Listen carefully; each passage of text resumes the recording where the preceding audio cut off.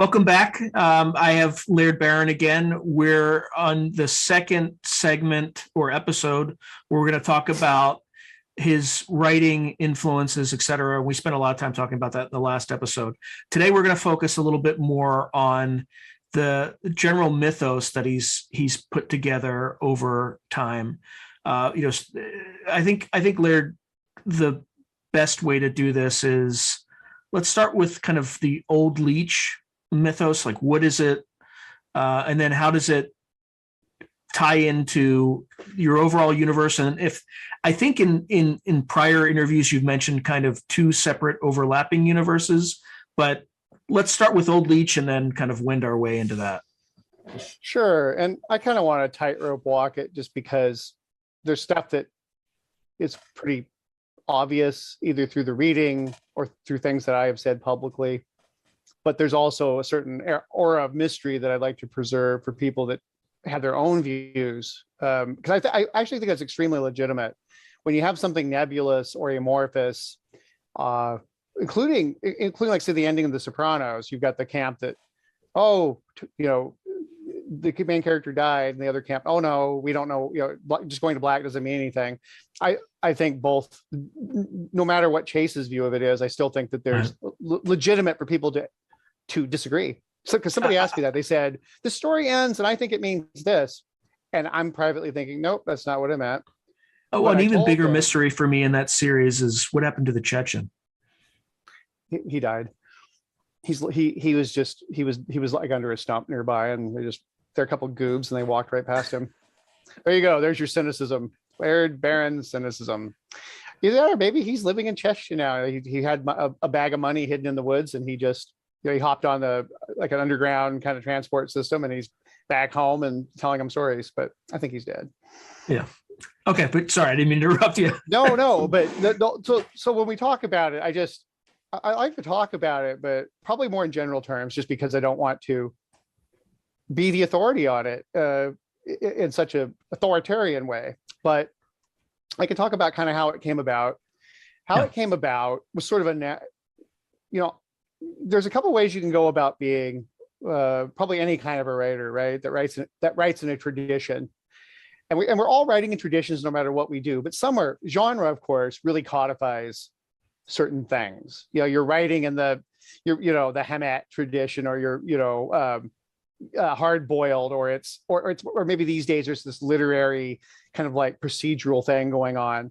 But I feel like when I first, the first 10 years, when I kind of was making my name, my first couple books were definitely identified, whether I would have agreed with it or not, as Lovecraftian cosmic horror. Mm-hmm. And I've never resisted labels. I think it's actually better to be typecast than not cast at all. I've never had any, I won't say literary pretension. I've always felt like I want to write with as much integrity and much skill as I possibly can, as much nuance. But I've never really, outside of the the normal human reaction to praise or criticism, the big picture that I've always kept in my mind is that I'm a writer, and you can call me whatever you want. And I just have a tendency to work in I have a tendency to till certain fields. But I did feel that, as an artist and somebody that had a bit of artistic ambition besides just being published in the big 5 magazines, basically establish myself. I wanted people to go, that's a Laird Barron story. That would have been mm-hmm. the height of my literary ambition at the time, was not that, Laird's writing Lovecraftian fiction, this is a great story, but no, it's a Laird Barron story that happens to have, a debt to the cosmicists that have come before, or the weird fiction writers that have come before. So what happened is, I think it was a natural progression. I initially wrote a few stories that were overtly Lovecraftian, really heavily were indebted to Derleth and Lovecraft and Clark Ashton Smith, and some of the newer writer, Michael Shea would have been a big one, some of Jack Vance's and Fritz Leiber's work. But gradually I started, once I felt comfortable, and once I was just selling stories, once I was established, once again, the privilege aspect, if you're privileged enough or lucky enough to establish yourself and you're pretty much selling what you write, that really frees you up in a way that that you might not otherwise enjoy to experiment, because you're no longer going, oh, I got to keep doing the same thing or they won't publish me. You're like, no, they're interested in my voice. It doesn't have to be this specific type of story. They want a Laird Barron story. And so what rapidly happened is my stories became more and more Laird Barron, and out of that was born Old Leech. And what Old Leech was simply, well, Lovecraft and his circle have their Cthulhu and their Thagwa and their, Yog-Sothoth. They have their, kind of their catchphrases and their monsters and their own mythos. And so I didn't feel that I necessarily wanted to try to create a mythos that was sui generis, that was so separate from that, because I was only writing part-time. And so I felt like I want to still be identified with that, but to begin like a band that gradually starts off as one thing, and they keep one hand over here, but they just start, with each album, they go a little farther this other direction. And hopefully if they do it subtly and gradually enough, they will keep the majority of their audience while building a new audience. And that's what Old Leech was. So Old Leech he's could easily fit in, or it could easily fit in with Cthulhu and the other mythos critters. Or not, right? It depends on the writer's or the reader's interpretation. And my goal wasn't to say, to hell with Lovecraft, this is mine. It was more just to say, all right, I'm going to do my own thing with that kind of cosmic horror. And then, of course, as time went on, I've even gone way. Swift to Chase deals with Old Leech, but a lot of people don't even realize that, because I have so subtly kind of interwoven it with those particular types of stories, which are much more psychological thrillers and horror and whatnot, and weird fiction, that it doesn't look like, and is no longer in that fourth collection, is no longer even remotely Lovecraftian. Not in the way that we understand Lovecraft's cosmic horror, I should say. So that's how it began. I think that's why I did it. The reason I picked a Leech, and this is really interesting, I give credit to John Langan. Back when we first hit the scene back in 2001, one of his early stories was on Skua Island. And there's a scene where I can't remember, they're in a cave, but they find some old Viking or quasi-Viking runes inscribed on a cave wall. And there was, I can't remember if it was an Ouroboros or if it was a broken ring, but he never really got into it. It was just a throwaway line. And I remember we were talking about, I think I want to say it was an Ouroboros looking thing, and I think he might even describe it as a worm. And it was definitely like a symbol of a god or something. And so we were talking about it, and I said, "Are you going to use that?" And he said, "No." And I said, "Well, you mind if I use it?" And he says, "Absolutely not." And so then this is about when I decided to use it. It was about 2007. I wrote the story called The Broadsword, which to my recollection is the first time I ever explored this creature. And I decided that Lovecraft has worms, or Ramsey Campbell, who's one of the great Lovecraftians back in the day. He had did stories about the worm that walks and all this. And I said, okay, I want something parasitical and creepy and slimy. And what's more, what's not a worm, but is worm-like. And I flashed back to when I was a little kid and I was attacked by leeches up in Alaska. They're everywhere. I remember I climbed out of a pool one time when I was 3 and my mom started screaming, or not a pool, like a spring. And I was covered all over my body, all over with these cold water leeches. And so I said, yeah, a leech is actually in its own way a much more aggressive and terrifying organism than a worm. They're aggressive. And so that's how that happened. So I give John Langan all credit for it. And then aspects of that mythos actually were sort of created around a bar table in the hotel at ReaderCon back in 2007 or 8. I was sitting there with John and Langan and Paul Tremblay, and John was telling us about when he was in Scotland or maybe it was France. He and his wife Fiona had found this weird pamphlet tucked away on a bus, and it was this weird, like a travel guide, but it was like half scrawled. It was kind of odd. Nothing supernatural, nothing ominous. But I said, "Oh," and so I started talking about there's this thing that's sort of like the Necronomicon in my series of stories. It's called The Black Guide, And it's just this almanac. It's like a guide. If you find it in Washington State, for example, it's a guide to, like, in this guy's backyard, 3 days out of the year in the dark of the moon, the fairies will appear, you know, or what have you. Somebody's basement is actually a portal to the beyond, you know, and it's very mysterious. And so we talked about, we said we should all do stories with that guide. And so Paul's done 1 or 2 stories. John did one where it was actually a website that crashes your computer and then start sending messages to your fax machine months later and stuff like that. And of course I did just the literal, you know, people in various stories of mine, even going back to the logging, you know, like to the 1920s, have found, because it's never the same form twice. It's a pamphlet, it's a leaflet, it's a tome, it's a book, it's like a bunch of postcards stapled together or thumbtacked together. It's always, but it has a similar, you know, function, which is it's this sort of creepy, alchemical, occult travel log. And so that's kind of how that started. And then I've expanded it over the last 15 years. How does Old Virginia kind of at a very superficial level? Because that wasn't the first story you published in the magazine of fantasy and science fiction, but it was one of the early ones, right? The second one. Well, I have a couple things going on. There are at least 2 parallel universes that I work with, but how they operate isn't straightforward or traditional, and that's for various reasons. But in both of them, there may be overlaps between the big bads, but they're not all the same. I in one of my stories, I want to say it was Fear Son, one of the characters who is not human, alludes to the fact there are at least 3 or 4 competing interests on Earth. Old Leech being one, or well, not even really Old Leech, but the adherents of Old Leech is sleeping in a moon somewhere.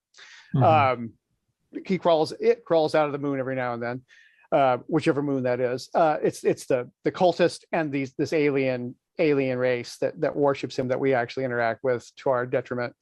Then there's I wrote a story called, which is very based on Shadow Out of Time, about a beetle, a race of beetles that will inherit the Earth that are like super science oriented, you know, far in advance of humankind.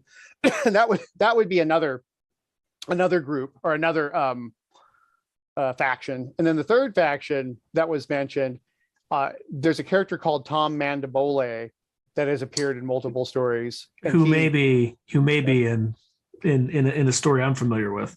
Exactly. And Mandibole has appeared, actually, not that many, but at least 4 stories. And in one, he's a puppet. Like literally, he's like a marionette or a hand puppet. Or in a couple of them, he's that. And in a couple of stories and a novel, and one of my novels, he's just a smarmy spokesperson for a corporation. In another story that you may be familiar with, he's something quite spectacularly strange. But the idea is that he's appeared in a few, so I guess maybe he has appeared a few more stories than I even realized.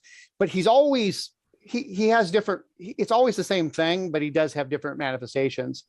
And I would say for Lovecraft fanatics, he's a lot like the avatar of Nyarlathotep. The blues player would be one of the, he has different, sometimes it's a sphinx-like monster and sometimes it's a blues player type of thing.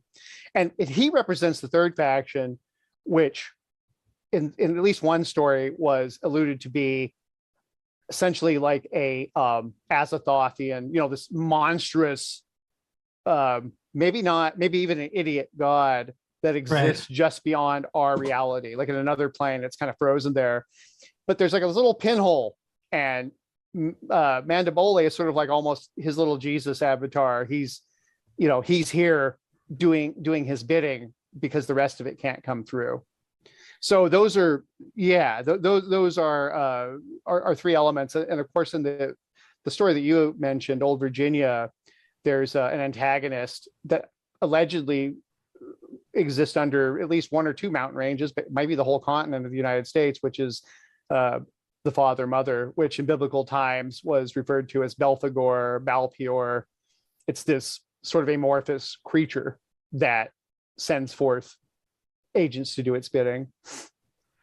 Now this is a commercial question, but if someone wanted to get up to speed on these kind of overlapping, this overlapping mythos and the different kind of, well, actually, this is not mythos, but the competing factions in this broader mythos, which book should they go to first and check out? Well, of my books, Occultation, Yep. which is the second of the three, and The Beautiful Thing, probably at this point, had the most direct references. I mean, stuff appears in the first book, but there's really no explanation. But right, if you read all three of the first if you read my first three collections, you would be pretty much caught up. But there's another way to do it too, and maybe do it simultaneously. Is there are a couple of people who have put together sort of this concordance of my work. One's Eve Torigny, and They Who Dwell in the Cracks. Which is kind of, he hasn't done anything with it recently, but it basically goes through my fiction and shows how it connects, and he sort of writes a thesis here and there on what's going on. So that's something you could look at, might help. And more recently, a Reddit user named Slow to Chase, in opposition to Swift to Chase, he's put together this thing called the Lэрdom mapping project, which is really cool. It's less academic and more like the wikis that you get. Like if you're interested in Game of Thrones or Supergirl or something like that, you'll go on the wiki. It'll go down through the characters and tell you who the characters are, and then draw connections to other characters. And are they alive? Are they dead? What stories do they appear in? So the Lэрdom mapping project, which is ongoing, would be a really great place to, if you're reading stuff and you want to know more about it. This person is delving into that. Now let's talk a little bit about Rex. Tell us about Rex and which stories he's in and why he's important in your mythos. Yeah, Rex, and actually I wouldn't even be able to tell you all the stories. Rex has been in at least 4 stories, including The Big Whimper, which people get to read here, and the World War IV anthology very soon. Well, he's important to me because dogs and humankind's relationship with dogs is of particular interest to me, and I think of particular importance. And also just the challenge of following in the footsteps of somebody like Jack London, The Call of the Wild, where you follow or White Fang, right? Where those are your central characters. I always wanted to, because those are authors that's an author I love. Those are stories I love. Obviously, Watership Down. Of course, that's more, the rabbits are more anthropomorphic. But I wanted to write a story where that kind of follows in that tradition, so I could see if I could do it. But also just because I wanted to do it, I wanted to create a character like that. And I have a tendency to write to dream, and usually the dreams are pretty horrific. I have a lot of nightmares, but the upside is I get a lot of material from my dreams for stories. And I dreamed of Rex quite a few times, and so I started putting together, well, who is Rex? What is Rex? And I realized that, of course, the way that my universes work and the way that kind of the background of Rex is that he can exist in almost any era, almost any type of story that I'm writing. And part of that is because the final incarnation of Rex, or at least the, where he's around, 2 million or 3 million years from now, as a cybernetic, quantumly empowered, like a doomsday machine with fur, he's I wouldn't even say he's cybernetic. He's something, he's quantum machinery. Some iterations of Rex that I've written about, he's literally a clanking robot with a dog brain or a dog consciousness, but he's like literally an android. Other stories, he's a dog with just some micro circuitry. The one that I wrote for you, he's pretty much close to his ultimate form, which is you're not really sure what he is, because a lot of him exists in a quantum state. He's like a 200-pound dog until he's ready to destroy the world. And then all of a sudden he's the size of a battleship and he has nuclear armament. And where was that? Well, that was in a quantum, he can literally manifest it from a quantum state because he comes from a world far in our future.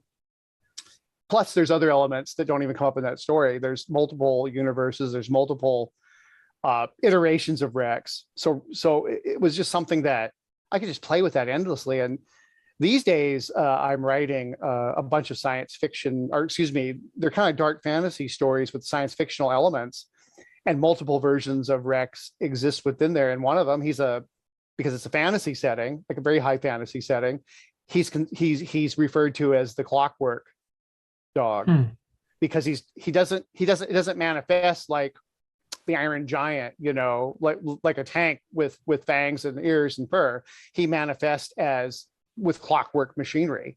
That's how the technology manifests. But he's, breathes fire like a dragon and howls, can skin you with his howl and or shatter a mountainside or whatever. So the other cool thing about it, the reason that I can use him in almost any era that I choose, is because Rex, because of his unique physiology and his unique psychology with his bifurcated personality, he literally has genetic memory. So he actually can retrieve memories from the first dogs. Theoretically, he could go back to when the first dog, a wolf, crawled into the first cave, and he would have that imagery somewhere buried in him that he could draw upon, which also has a tendency to lend to his instability, his mental instability. So, for folks listening, Laird's story, Big Whimper, is in Weird World War IV. And, I was blown away by it, by the way. Like, I read that story and I was just amazed by you have a way of describing things, such that the images appear in your head. And I really can't put my finger on exactly what you do, but it's Stephen King would say it's a sort of like writing is telepathy. Like you're really skilled at doing that. Are there conscious techniques that you employ, or is it something that? Oh, first of all, thanks. Appreciate it. Like I said, it's the ecstasy of influence. My only limits on my writing, like my process and my aesthetic, is I don't want to simply restate what better writers have done. I want to, when I write, like, say, a Rex story, I love it if, it reminds me of Zelazny, but it's not Zelazny. And that's what I aim for. And I'm going to give him credit. Zelazny is probably the most important author, pound for pound, in my life, to me, because of the effect he had on me. I'm not proclaiming him as the best author by any means, simply that I'm not even sure he's my favorite author on a day-to-day basis. So it's very difficult for me to ever be narrowed down that way. But I do believe that I have reacted to Zelazny to such a degree that it's had a very positive effect on my own writing. I learned a lot of tricks from him. And one of the things I learned from Zelazny is, when I was very young, I read the Nine Princes in Amber series. And there was this one section in the first book where Corwin is heading for Amber, and he's got an army and he's going to invade. And he is traveling through Shadow, and he keeps going through these different landscapes, different places. And I thought it was so richly detailed, so evocative. And it had been a few years since, obviously, I read it when I was very young. And I thought, man, must be a thick book. That was a huge section. So I go back and read it. No, it was like 4 pages. And yet in those 4 pages, he chronicled like this army that's basically 1 million strong. We lost 100,000 in this jungle where at night the flowers opened up and emitted an aroma, and men would wander off. And then we traveled through a cold desert, and I lost 250,000 men there. And then we traveled through some other place. It was like this. He goes, we had the big hairy guys and the little red guys, and we traveled through this place that looked like the heaven of the big red guy, or the big blue guys, and we lost 300,000. And that was that. That was all it was. That was all it was. Yeah. Yeah. There was more, but that's literally, I'm kind of paraphrasing what he did. I remembered it as, because I've read a lot of Lord Dunsany, and I've read like Dickens and Edgar Rice Burroughs and Robert E. Howard, where they really do spend a lot more time describing things. And it's fine. That's just simply another style. But I read a lot of the old, Edgar Allan Poe spends quite a bit of time over detail. And I thought, so I'm trained to be like, okay, I'm reading this, or these writers have trained me to read them a certain way. So I was really used to reading the dense Baroque classics where everything's circular, where they take a page to get to the point that a modern author, a contemporary author is like a sentence. And I didn't, but see, Zelazny bridged the gap. It wasn't Spartan. It was simply sufficient. And it created this, it was a magical way of creating this imagery and making you responsible for the reader responsible. And so I was later on, I read a few comments that he made about how he does it. And he was of the school that you don't over describe characters. He said, people don't, he goes, they don't remember. He goes, so he would pick 2 or 3 details of an important character, and that's all. He was a large man with a black cloak and a long stride. That's all you get. That's all you need. And he says, if he continually reappears, if the character is important enough, later on, he'll pluck at his scar. Or later on, you'll see these missing a finger on his left hand when he takes his gauntlet off. But very brief and doled out in measured doses. And so I don't think that I write like him particularly, but I've certainly taken his, and sometimes I go as he did. He actually has, if you look at Lord of Light, for example, or My Name is Legion, which is a group of stories, he occasionally will just go all in on a 3-page description of a sunset and a rainstorm that comes in. He was capable of doing that, of just lush over purple, almost purple over description. But then he'd rein it in and go, he was a large man with dark hair and a black cape. And he could do, so what I got from that is close up versus a wide tracking shot or an overhead. Like, so he could do smash close up or detail close up, or he could just give you the overview where you're a drone flying over the countryside. And he was that smooth. And so I'll never be as smooth as Zelazny, but I can certainly try. On that note, what sorts of things are you working on? Well, actually, step back. What is some of the latest work that has come out recently that people can check out? And then what are some of the projects that you're currently working on that will come out, a year down the line or so? The most recent books I've had come out, the trilogy of novels about Isaiah Coleridge, Blood Standard, Black Mountain, and Worse Angels came out in 2020. So those are pardon me, those are pretty fresh. And I'm also just to skip ahead, I'm actually writing more stories about those characters, short fiction stories. But in short, stuff that's coming out now or will be coming out really soon, quite a bit of short fiction. Obviously, The Big Whimper's coming out here in a week or two. I also have a story that I'm really proud of coming out in a Ellen Datlow anthology, Screams from the Dark. Probably I think it's one of the creepier stories that I've been able to engineer. Came out just a few months ago, back in September. It's called Tiptoe. Shirley Jackson one. Yeah, When Things Get Dark. And I'm really proud to be in that anthology because much like the one that's coming out from Tor, that one came out from, I believe, Titan. It's a who's who of contemporary, just master level writers. I mean, Joyce Carol Oates, Kelly Lank, Elizabeth Hand, John Langen's in it. It's a who's who, as is the upcoming. So I have stories in those. I have quite a few stories coming out in smaller anthologies. And my agent's on leave right now, but probably the next month or so when she gets back, I'm going to hand her the manuscript for my next contemporary horror collection and see what she thinks of that. So I'm very close to handing that in, and then it's just a matter of time of, figuring out who would like to, if anybody wants to publish it. And then the other 2 things that I'm working on, I'm really high on these. I'm working on a novel that's set kind of in this alternate fantasy setting.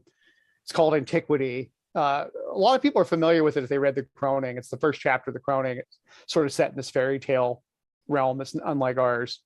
And so I've been writing a lot of stories based on that realm. It's a realm of, it's like a Carl Edward Wagner by Louis L'Amour, Zane Grey, Jack Vance, Fritz Leiber, that, Gene Wolfe, that this weird high fantasy yet low science fiction background kind of a setting. Just it's very strange, very bizarre. And it features a lot of characters from my other stories. They kind of like Stephen King's Territories, where you run into the doubles or doppelgangers of North American characters he's written about. They're in the territories. I've got kind of that thing going on. So there's a novel. I'm quite a ways into writing a novel about that, but I've also well over halfway through a collection of those stories. And so it would be like my Carl Edward Wagner, Jack Vance, Louis L'Amour phase that I'm working on there. All right, one last question for you for this episode. What advice would you give to writers who, not just new writers, but writers who've been at it for a while, in terms of trying to get better, trying to get into the top magazines, things like that? Man, I give advice against my better judgment, because advice is so personal. So I would actually preface it just by saying, when you're looking to get advice, throw your net as widely as possible, because a lot of times advice that works for you just boils down to hearing the right thing, because what works for me may not work for you. But if you talk to enough people or listen to enough people that are doing the same things you are, you're going to find something that works for you. It's like what they used to say about martial arts. When you're attacked in the street, what's the best martial art to defend yourself? And any wise sensei will say, which one do you know? Which one suited, right? That's the thing. And so a lot of this about advice has less to do with there's some magic bullet or a silver bullet, and more finding what tool fits your hand the best and then focusing on it. I would also say, don't take advice literally, even if someone spews it literally.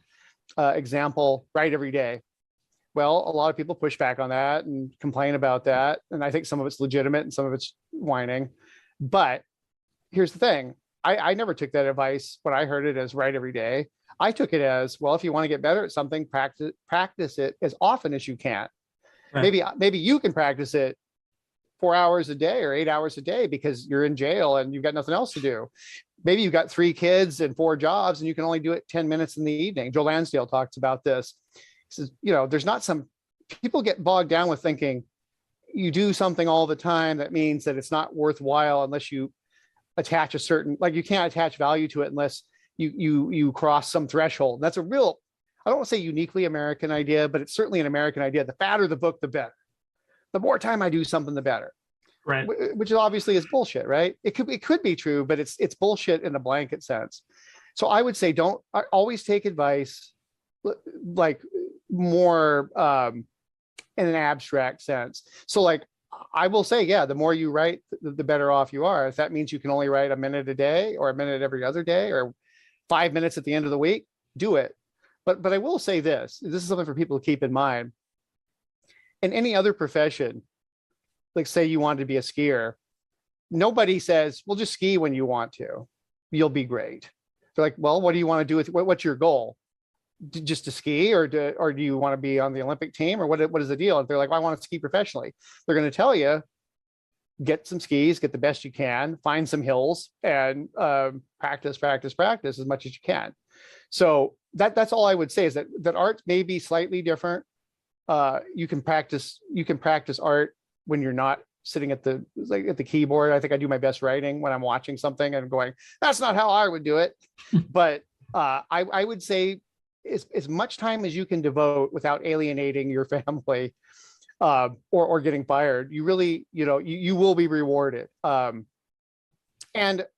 the other thing I would say, and that's for newer writers, for writers that have been around a while, I think all I would say is something that it occurred to me is that it's your career, or if you're not worried about your career, it's your time, it's your body of work that you're creating.